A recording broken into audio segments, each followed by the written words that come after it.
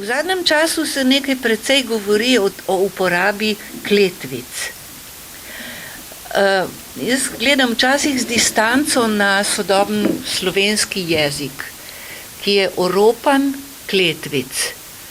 Kajti jaz kot mojster besede, ker si to domišljam, pravim, da je to, da so bile kletvice odpravljene, da je to osiromašilo izraznost slovenskega jezika.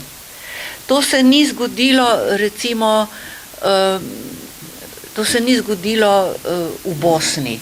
Bosna preklinja, ampak to je, jaz pravim, da je to en žanr poezije, čeprav se to na prvi pogled sliši absurdno, ampak to, da je bila slovenščina puritansko očiščena teh izrazov, kakor je kurc, kakor je pizda, kakor je fuk, da dobro vzgojen človek, ko to besedo izreče, že občuti zadrego, že občuti, da se je dotaknil nekega tabuja, da se je onesnažil s tem. Jaz trdim, da je kletvice treba uporabljati, seveda tam, kjer pašejo, ali pa takrat, ko ne moreš drugače.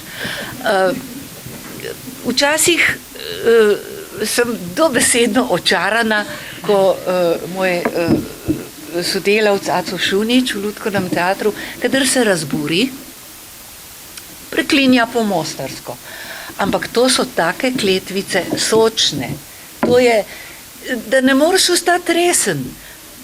On si seveda med Slovenci to dovoli, ker vsi vemo, da je rodom iz Mostarja in ko ti reče, pa rekla mi je majka, ludo ne jebi, ni kući dovedi.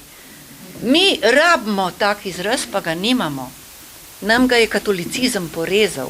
To že pred drugo vojno predvsem se je to porezalo, se je to v narekovajih očistilo. Kaj recimo otroci uporabljajo, kakšne besede za spolni organ? Kaj se uporablja? Pimpek, lulek, lulček, pimpika in tako naprej.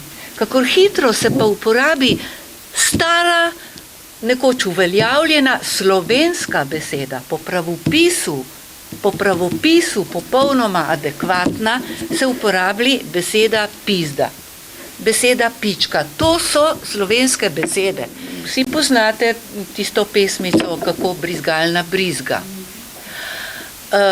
In je recimo ta lepotica, ki je o tem govorila, ker so se nekateri spotikali ob to, je rekla, ja, jaz to razumem, kakor da je to pač gasilc, ki ima v roki brizgalno in da ona brizga. In ona točno ve, da laže. Ona točno ve, da se spreneveda, da je to hinavščina. In recimo, če bi bila punčka, bi stala za tem, kar dela, bi rekla, to je moški spolni organ, ki ima močno ejakulacijo. Kaj pravim, da je za puritanske čase značilno? Mislim, v pravem smislu puritanske mahničevske čase.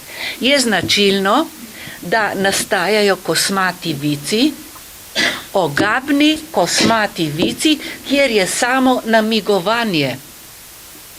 To je tisto, kar se meni zagnusi. Namigovanje na nekaj.